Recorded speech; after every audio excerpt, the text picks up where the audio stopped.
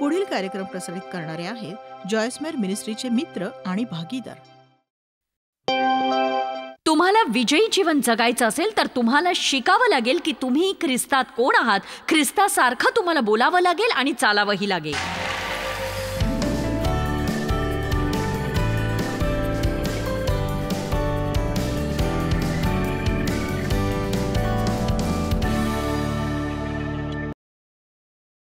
आज मी तुम्हाला सांगणार आहे की तुमच्या विचारांचा तुमच्या वर्तणुकीवर कसा परिणाम होतो ते, आणि जितका अधिक तुम्ही ख्रिस्तासारखा विचार कराल, बोलाल, तितका अधिक तुमचा विश्वास बळकट होत जाईल. जी व्यक्ती सदैव तुमच्यावर रागाने बेभान झालेली असते तिच्यावर तुम्ही आपला विश्वास कसा ठेवाल? आपण ठाम विश्वास ठेवायला हवा की देव आपल्यावर परिपूर्ण आणि विना अट प्रीती करतो. परिपूर्ण आणि विना अट हाच मुद्दा आहे. देव प्रीती असल्यामुळे तो प्रीतीशिवाय काहीच करत नाही. प्रीतीच्या प्रेरणेनेच तो सगळं करतो. तुम्हाला आवडो किंवा न आवडो, देव तुमच्यावर प्रीती करतो. ती कमावता येत नाही, मिळवताही येत नाही. एकच गोष्ट करता येते किंवा करता येत नाही, प्रीतीचा स्वीकार करणं. म्हणजे असं की मी कितीही जीव ओतून संदेश दिला तरी देवाच्या प्रीतीचा स्वीकार तुम्हाला करावाच लागेल. त्याच्या प्रीतीचा स्वीकार मला करावाच लागणार आहे. देव लोकांनी भरलेल्या सदनाशी बोलत नाही. त्याला तुमच्याविषयी सगळं काही ठाऊक आहे. त्याने तुम्हाला मातेच्या उदरात रक्ताच्या हाताने घडवलेलं आहे. तुम्ही अपघात नाही, तुम्ही अपघात नाही.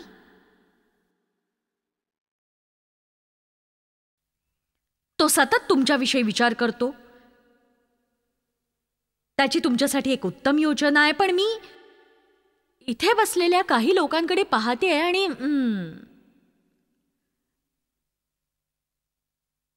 मी सांगू शकते की त्यांच्यामध्ये विश्वासाचा लवलेशही नाहीये. कदाचित तुम्ही पुढच्या सभेला पुन्हा आलात तरी तुम्ही अगदी असेच असाल, अगदी असेच. कारण देवाच्या प्रीतीचा एवढा शक्तिशाली संदेश ऐकून कोणी इतकं उदास कसं असेल? म्हणजे साधं स्मितहास्यही कसं येत नाही तुमच्या चेहऱ्यावर, सांगा मला. मी आज तुमच्याशी एखाद्या पोस्टमन विषयी किंवा दूधवाल्याविषयी किंवा दुकानदाराविषयी बोलत नाहीये. देव जो सगळं काही करतो, ज्याने सगळं काही बनवलं, तो तुमच्यावर प्रीती करतो. तो तुमचाच सतत विचार करत असतो, सतत, कायम. देव तुमच्यावर प्रीती करतो. बघा, दूरदर्शनवरच्या दर्शकांना काहीतरी सांगण्याचा विचार देवाने माझ्या मनात घातला, कारण माझी खात्री पटली या क्षणी जे लोक मला पाहतायत ते आत्महत्या करण्याचा गांभीर्याने विचार करत आहेत. बऱ्याचदा अशा टोकाच्या निर्णयापर्यंत जाण्याचं कारण असतं माझ्यावर कोणीच प्रीती करत नाही अशी भावना, किंवा कोणतीच गोष्ट नीट होणार नाही अशी वाटणारी भीती.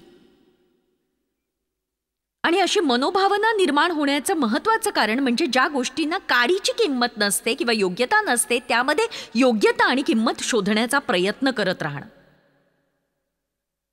त्यामुळे तुम्हाला आपला विचका झालाय असं वाटतं. तुम्ही कॉलेजमध्ये यशस्वी होत नाही, तुमचा विवाह यशस्वी होत नाही, तुम्ही भावासारखं खेळात यशस्वी होत नाही, बहिणीसारखं कलेत निपुण ठरत नाही. त्यामुळे जीवनात आपण शेपूट असल्याची भावना बळावते.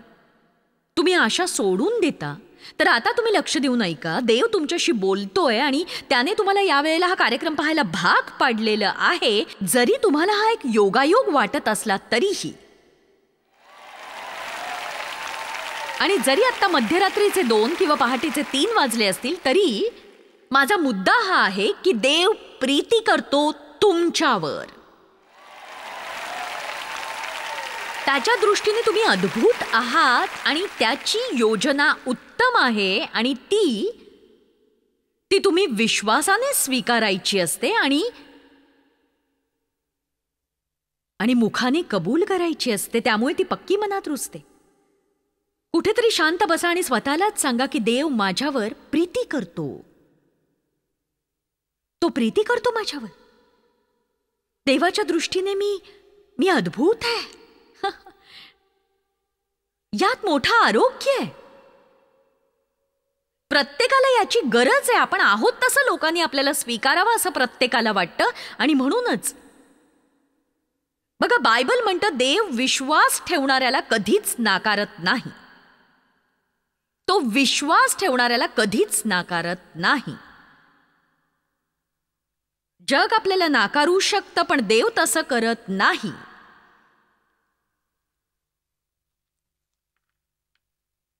योहान अध्याय 5 वचन 38.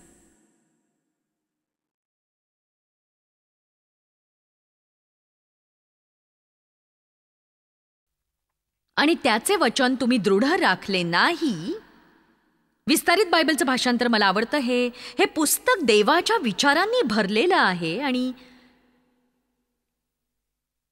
काही लोकांना लिहायला भाग पाडून कधीतरी काहीतरी वाचता यावं म्हणून ते लिहिलं गेलेलं नाहीये. ते तसं अजिबात नाहीये. देव तुमच्या जीवनाविषयी, तुमच्या भूतकाळाविषयी, तुमच्या भविष्याविषयी, तुमच्या कुटुंबाविषयी, तुमच्या आर्थिक बाबींविषयी,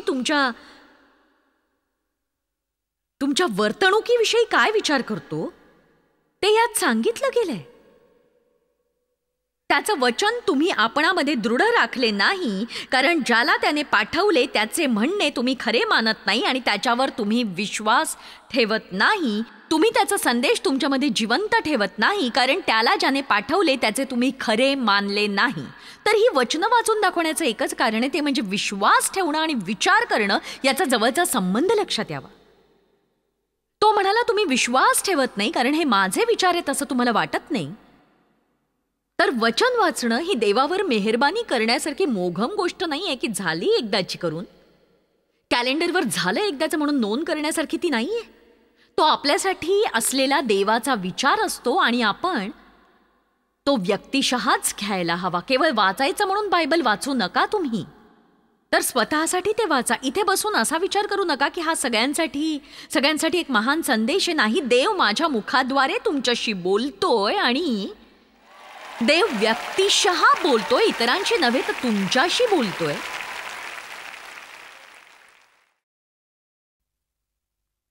कलसेकरास 3 वचन 1 आणि 2. पुढची गोष्ट कलसेकरास 3. म्हणून तुम्ही ख्रिस्ताबरोबर उठवले गेला आहात, तर ख्रिस्त देवाच्या उजवीकडे जेथे बसलाय तेथल्या वरील गोष्टी मिळवण्याचा प्रयत्न करा. वरील गोष्टींकडे मन लावा, पृथ्वीवरील गोष्टींकडे लावू नका.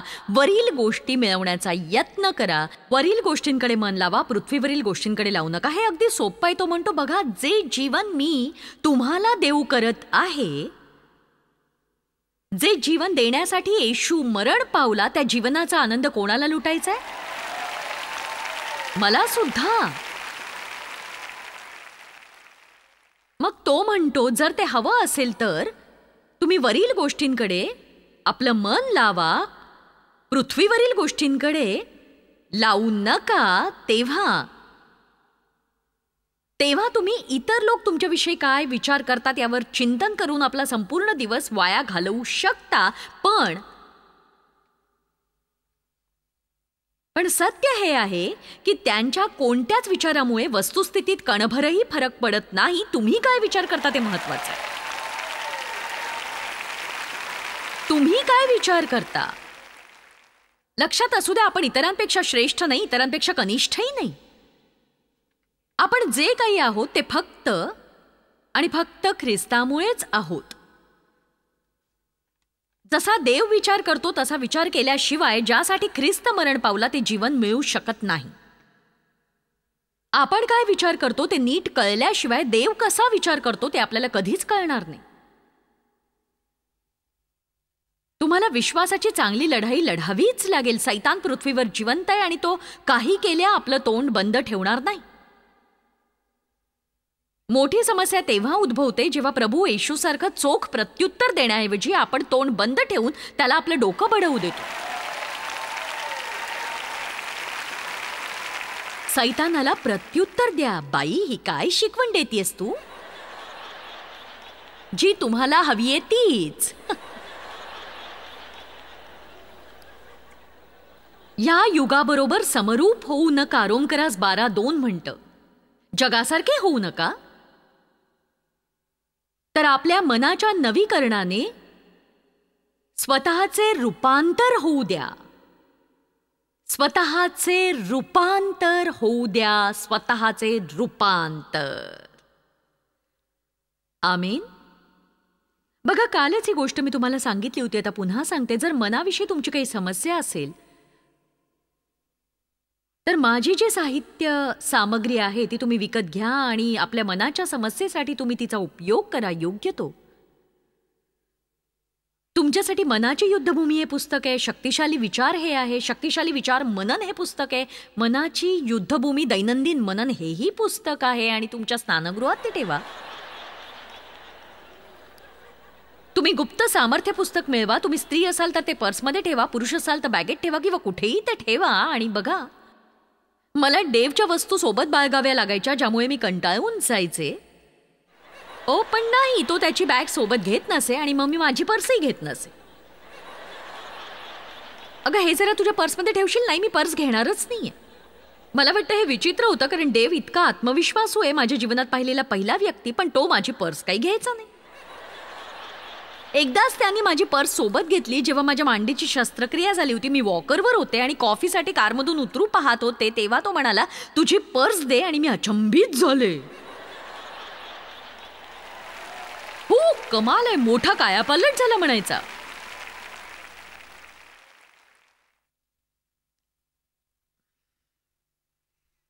आपण जगासारखं असण्याची गरज नाही. आपल्याला आपला आत्मविश्वास शिक्षणातून, व्यक्तिमत्वातून, क्षमतेतून किंवा कामातून मिळवण्याची गरज नाहीये, हे लक्षात घ्या. तुम्ही ख्रिस्तात कोण आहात हे कळलं की मग तुम्ही जे करता ते त्याच्यासाठी फळ आहे आणि तुम्ही ते प्रशंसा किंवा वाहवा मिळण्यासाठी करत नाही आहात हे नक्की. तुम्ही ते जीवनशैली म्हणून करताय. तुम्ही देवावर प्रीती करता, तो शक्ती देतो म्हणून तुम्ही ते करता. तुमच्या मनाचं संपूर्ण नवीकरण. 2 कोरिंथ अध्याय 5 वचन 17. जर कोणी ख्रिस्ताच्या ठायी असेल तर तो नवी उत्पत्ती आहे. याचा अर्थ आपल्याला जुन्या जीवनातून काढून ख्रिस्तात कलम करण्यात आलेला आहे. जे ख्रिस्ताच्या ठायी आहेत ते नवी उत्पत्ती आहेत. अंतर्बाह्य नव्हे, पूर्णपणे नव्हे. जुन्या गोष्टी होऊन गेल्या. तुमचं मन मागे जात असेल, तुम्ही सारखे मागे पाहत असाल तर तुमचं जीवन पुढे नाही जाऊ शकणार. आमेन.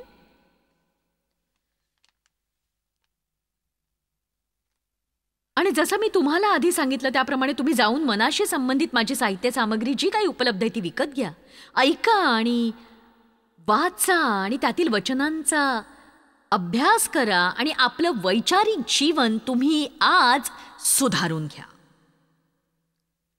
आज तुम्ही माझा संदेश ऐकला म्हणजे सगळं काही नीट होईल असं समजू नका. बघा, बरेच जण बायबलमधली वचनं अधोरेखित करतात, ते चांगलं आहे, पण तेवढ्याने नाही काम भागत.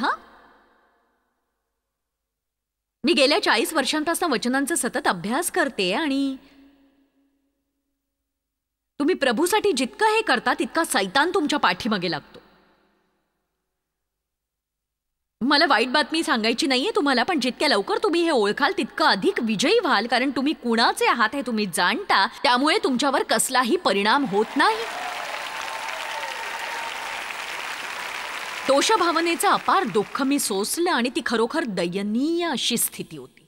आणि माझं शोषण झाल्याने अपराधीपणा इतका बळावला की असं वाटायला लागलं की माझ्यातच काहीतरी दोष आहे आणि माझंच चुकतंय. पण आता ती अपराधीपणाची भावना बिलकुल राहिली नाही.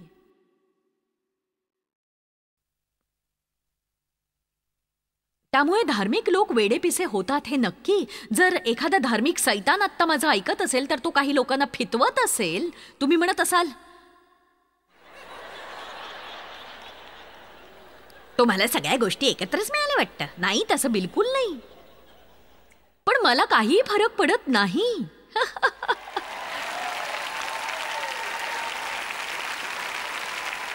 तुम्ही म्हणाले बरोबर नाहीये, खरं असेल ते, पण माझा स्वभाव माझा स्वभाव तसा नसला तरी माझी वृत्ती तशी नाहीये आणि मला देव आवडतो. मी त्याच्यावर विसंमते. मी रोज उठून म्हणते, हे माझ्या प्रभू, आज मला परिपूर्ण जीवन जगायचंय. पण जरी तसं झालं नाही तरी आजच्या चुकांमुळे मी उद्याचा दिवस खराब करत नाही. मी उद्या उठून पुन्हा तोच प्रयत्न करायला लागते.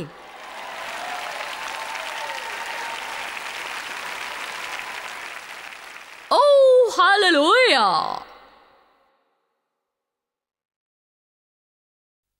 जुने ते होऊन गेले, पहा ते नवे झाले आहे. जुने ते होऊन गेले, पहा ते नवे झाले आहे. पहा. मनातल्या मनात म्हणा, मी ख्रिस्तामध्ये नवी उत्पत्ती आहे. आता मी तुम्हाला सगळ्याच गोष्टी एकाच वेळी सांगू शकत नाही, पण तुम्ही राजवंशीय आहात आणि इथे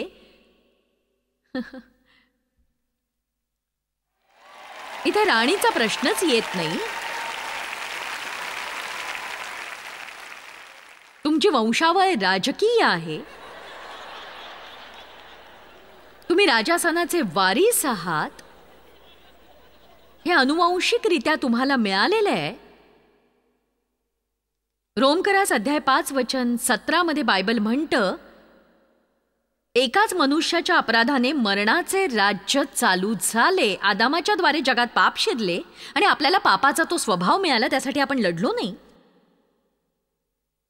ते म्हणतं, तर जे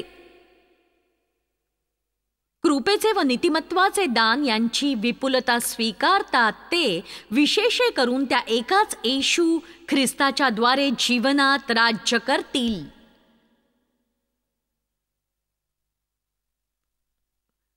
खरोखर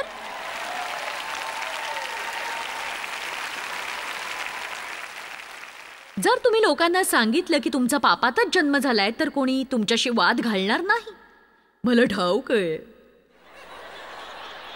पण तुम्ही एखाद्याला सांगा की ख्रिस्तामुळे आणि त्याच्यावरील विश्वासामुळे माझं देवाबरोबरचं नातं नीट झालंय, खरं तर मी ख्रिस्तात देवाचं नीतिमत्वच झालोय, मग त्यांचं सुरू होईल, नाही नाही नाही नाही, आपण दयनीय पापी आहोत. तुम्ही पाप करता, पण दयनीय पापी ही तुमची ओळख नाहीये, हे लक्षात घ्या. तुम्ही पापी असलात तरी राजे आणि याजक आहात.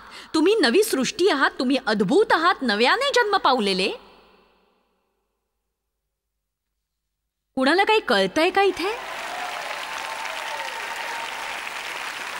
आणि मी हे तुम्हाला यासाठी सांगत नाहीये की तुम्ही पाप करत राहावं, तर माझा मुख्य मुद्दा हा आहे की देवाची प्रीती तुम्हाला जितकी अधिक कळेल तितकी पापाची इच्छा घटत जाईल. आणि मी तुम्हाला सांगते, जर तुम्ही आपल्या जीवनातल्या पापाशी झगडत असाल तर त्याच्याशी सतत सतत सतत लढण्याऐवजी, प्रत्येक दिवशी पराजित होण्याऐवजी देवासोबत थोडा अधिक वेळ तुम्ही घालवा, म्हणजे तुम्हाला अधिक काही करण्याची गरजच भासणार नाही.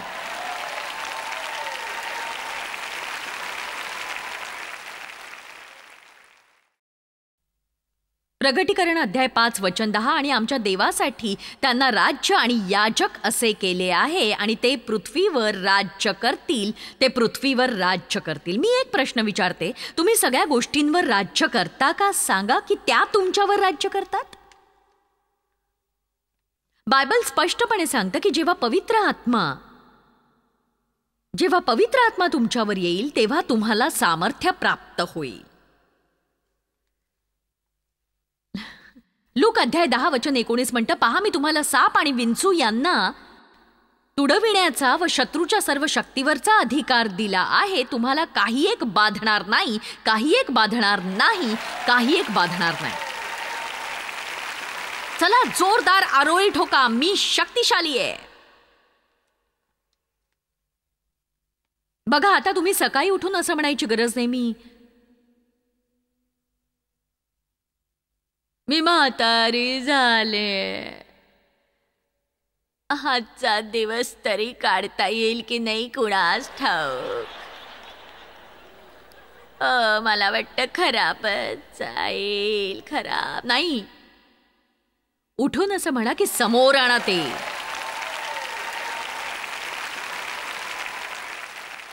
मी सगळ्यांच्या वर आहे, खाली नाही. मी मस्तक आहे, शेपूट नाही. मी तुम्हाला काहीतरी सांगू इच्छिते. मी इथे फक्त पवित्र संजीवन सभा उभी राहिलेली नाहीये, तर मी असंच जीवन रोज जगत असते. आणि जर तुम्हाला विजयी जीवन जगायचं असेल तर तुम्ही ख्रिस्तात कोण आहात ते ओळखायला लागा आणि देवासारखा विचार करायला लागा. ते शिकून घ्या. तुम्ही स्वतःशी सतत बोलत राहा आणि असं काही बोलत राहा ज्यामुळे तुमची स्वतःची उन्नती होईल.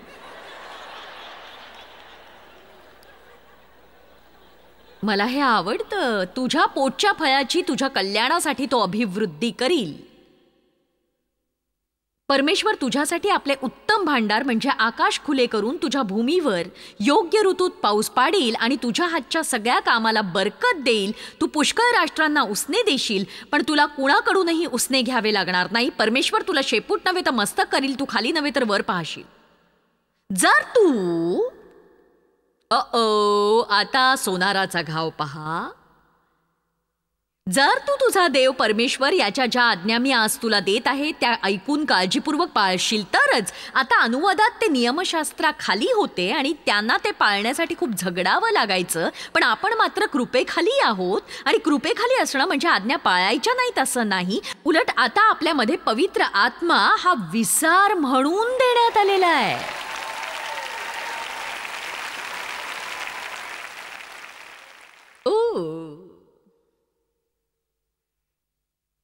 आता आपण ओळख चोरीविषयी काहीतरी बोलू. ही एक मोठी गोष्ट आहे. कदाचित त्याला बळी पडल्यामुळे तुम्ही म्हणाला असाल माझी ओळख कोणीतरी चोरली आहे. ओळख चोरी आणि घोटाळा याच्या विरोधात आपण आता विमा उतरवू शकतो, कारण एखाद्याची ओळख चोरणं हा एक मोठा गुन्हा आहे. मला वाटतं ख्रिस्ती जगत स्वतःची ओळख गमावलेल्या लोकांनी भरलंय. त्यांनी आपली ओळख गमावलेली आहे. पण तुम्ही सुरक्षित आहात. तुम्हाला एक खात्रीशीर विमा योजना लाभली आहे. नक्कीच. चला आता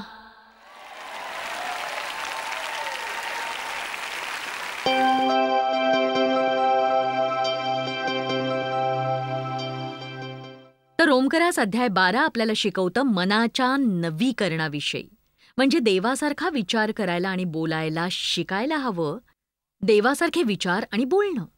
स्तोत्रसंहिता 139 एक प्रेरणादायक असं स्तोत्र आहे. त्यात म्हटलंय देवाचे आपल्याविषयीचे विचार वाळूच्या कणांपेक्षा अधिक आहेत. देव तुमचा सतत विचार करत असतो आणि त्याला वाटतं तुम्ही अद्भुत आहात. असं वाटण्याची काही गरज नाहीये की तुमचा तोडगा कधीच निघणार नाही, कारण तुमच्या तोडग्यासाठी देवाने आपली वेळ ही आधीच ठरवलेली आहे. तुम्ही फक्त ठाम निर्धाराने एवढंच म्हणायला हवं, मी कधीही आशा सोडणार नाही. प्रभूची स्तुती असो.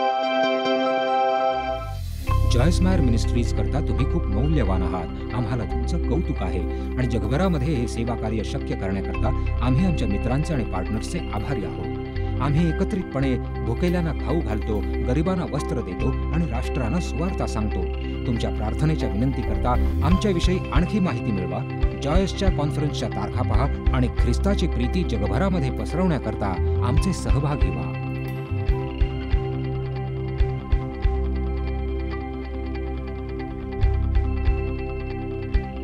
याचा सर्व खर्च जॉयस मेयर मिनिस्ट्रीचे मित्र आणि भागीदार करत आहेत.